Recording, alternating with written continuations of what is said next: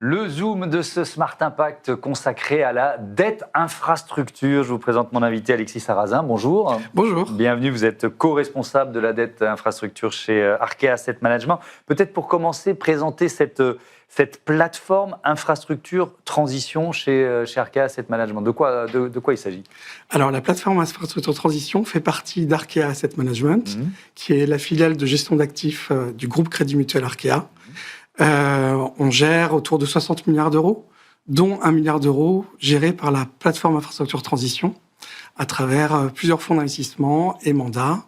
Et donc la thématique d'investissement de cette plateforme, c'est de financer les actifs les actifs d'infrastructure qui contribuent aux transitions énergétiques et aux transitions digitales en Europe, y compris la France. Donc on est au cœur des enjeux dont on parle quotidiennement dans ce Smart Impact. Alors je veux bien qu'on fasse un peu de pédagogie parce que tout le monde, et j'avoue que j'avais quelques doutes, même si intuitivement je peux comprendre, de quoi on parle? C'est quoi une dette infrastructure?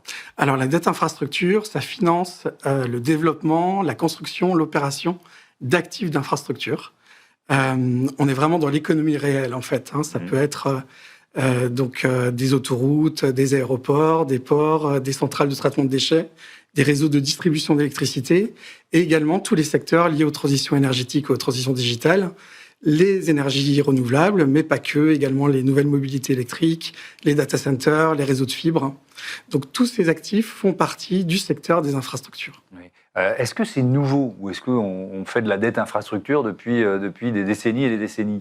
En fait, donc l'infrastructure, ça accompagne le développement des pays, ça rend des services essentiels aux personnes, aux communautés, avec un impact sur les territoires.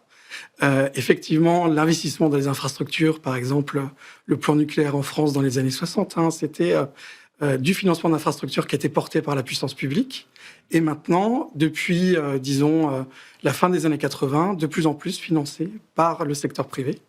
Et dans le futur, encore plus, avec tous les besoins d'investissement qui sont nécessaires pour rénover et développer l'infrastructure dans les différents pays en Europe. Ouais. Si on regarde un peu les chiffres des dépenses climatiques actuelles, publiques plus collectivités, environ 32 milliards d'euros par an sont des chiffres 2023-2024. Si on essaye de se projeter et de répondre aux objectifs de limitation du réchauffement, alors on va dire plus de degrés pour être lucide, à quel point il faut augmenter ces dépenses climatiques pour tenir cet objectif? J'ai eu raison de réviser. Donc, il y a un rapport qui a été sorti en 2024 par la Direction générale du Trésor qui estime à 60 milliards d'euros par an les investissements nécessaires pour la décarbonation dans les actifs de transport et les actifs d'énergie. Et donc ça, c'est trajectoire 2030. C'est du x2, ça. C'est ça, et ça représente 2% de PIB. Ouais. Donc et sans dette infrastructure, on n'y arrivera jamais? C'est extrêmement important, justement, de mobiliser, en fait, la puissance privée. Donc évidemment, on a les banques commerciales, on a les fonds d'investissement, les grosses utilities qui investissent dans les actifs d'infrastructure au jour le jour. Et il y a une prise de relais en ce moment, et donc notamment à travers les fonds qu'on gère dans la plateforme infrastructure transition, pour mobiliser donc les ressources des assureurs, des fonds de pension, des family office, pour contribuer au financement de ces transitions. Et de plus en plus, donc là, la vraie voie d'avenir, donc à travers la loi Industrie verte qui a été votée en 2024, c'est donc permettre aux investisseurs privés non professionnels, dès le premier euro, d'investir dans les fonds de dette infrastructure pour également participer au financement de l'économie réelle. C'est quoi? C'est une façon de mobiliser l'épargne des Français ou je suis à côté de la plaque quand je pose cette question-là? Clairement. C'est exactement ça. Voilà, donc par exemple dans le cadre de distribution par des assureurs de contrats d'assurance vie, par exemple. Ouais. On rappelle qu'il y a 6 000 milliards d'épargne potentiellement mobilisable. Si on rentre un peu dans le détail du fonctionnement, qui sont vos clients? Des collectivités, des grands groupes privés, qui sont vos clients? Alors, donc nos clients d'abord, donc dans la plateforme, on gère des fonds d'investissement. Donc nos clients, ce sont nos investisseurs. D'accord. Et nos contreparties, donc les projets qu'on finance, ils sont portés Donc par des acteurs de très grande taille, hein, ça peut être des fonds d'investissement mondiaux ou alors des utilities type EDF et Engie. Oui. Et donc à l'autre bout du spectre, ce sont des acteurs de taille petite à moyenne, des porteurs de projets qui développent le projet sur un plan local, qui cherchent des fonds et à qui on peut apporter des enveloppes de financement pour développer leur projet. Est-ce qu'il y a une question de la question de la durée, elle est importante, j'imagine. C'est-à-dire que ce sont des investissements lourds avec une rentabilité qui est pas rapide. À quelle échéance on peut espérer de la rentabilité sur ces investissements? Enfin, nous, on regarde le couple risque-rentabilité. Ouais. La classe d'actifs infrastructure, elle est caractérisée par sa résilience, d'abord. Donc, justement, son rôle central dans l'économie. Il y a eu toute une littérature qui a été faite, enfin, des études faites par Standard & Poor's et Moody's qui montraient la résilience de la classe d'actifs infrastructure par rapport à d'autres classes de dette. Donc, la dette corporate, par exemple, avec des taux de défaut qui sont significativement inférieurs. Et ça, c'est dû justement à son caractère stable, des actifs de long terme, avec une durée de vie certes finie, mais de long terme. Ça peut aller de 30 à 35 ans pour une centrale solaire, à une centaine d'années pour des actifs hydroélectriques. Donc, ce caractère stable de long terme, c'est un élément clé pour le caractère crédit, enfin la bonne note crédit de ce type d'actifs. Et la rentabilité est à l'avenant, mais présente quand même une prime par rapport à d'autres classes de dette, dette corpo ou dette corpo cotée, où la rentabilité est finalement très intéressante. Alors, je vais vraiment poser une question de béotien, j'assume totalement.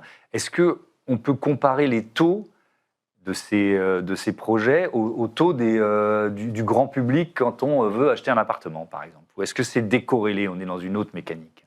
Alors, en fait, on est sur... donc le taux d'emprunt qui est pris par les porteurs de projets d'infrastructure, il est propre au profil de risque, en fait. Au profil de risque, donc le caractère... Donc l'infrastructure de manière générale, c'est contractualisé auprès de contreparties publiques, parapubliques ou contreparties privées investment grade. Et il y a une vraie valeur relative, en fait, dans la rentabilité des financements qu'on fait pour l'infrastructure, parce que ce sont des actifs stables, mais qui présentent quand même une prime par rapport à de la dette cotée entre 100 bips et 300 bips. Alors moi, je ne comprends pas 100 bips et 300 bips, par exemple. Entre 1% et 3%. Donc, ça, c'est... donc, effectivement, on a une rentabilité qui peut aller entre 8 et 10% au total, et ce qui rend la dette infrastructure compétitive, même par rapport à l'equity, finalement. Ouais. Alors, je continue avec des questions vraiment basiques. Est-ce que, pardon, mais est-ce que c'est des taux qui sont fixes, forcément révisables parce qu'on est sur des périodes très longues? Comment c'est géré, ça? Alors, nous, on est plus sur du financement en taux variable. Ce qu'on voit à nos investisseurs, c'est un spread, c'est une marge au-dessus de l'Euribor. D'accord. Et c'est cette marge, en fait, qui définit, qui permet de vérifier que la rentabilité est conforme au profil de risque de l'actif. Donc, nous, on est plus sur des financements en taux variable, avec une évolution de l'Euribor au cours de la durée de l'investissement, mais avec une marge qui reste prévisible et sur toute la durée. Voilà. Ça peut être quel montant d'investissement, si on parle d'un parc éolien ou d'un parc solaire de grande taille, par exemple? Alors, typiquement, ça peut aller disons de 10 millions d'euros pour des projets d'énergie renouvelable unitaires ou à plusieurs milliards d'euros pour le financement d'une autoroute. Donc, nous, on se focalise plus sur les projets de taille petite à moyenne sur lesquels on peut mieux dériver une prime de rendement, donc en s'adressant à des porteurs de projets très expérimentés, mais de taille moyenne, et donc leur permettre justement de grandir à travers nos financements. Il n'y a plus un seul de ces projets qui se crée sans dette infrastructure. Ah oui, non, évident, c'est un prérequis, quoi.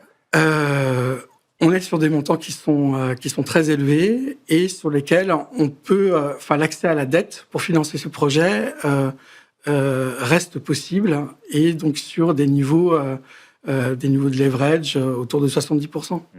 Est-ce que ce système permet aussi de financer des projets moins lourds, un peu, entre guillemets, des micro-projets?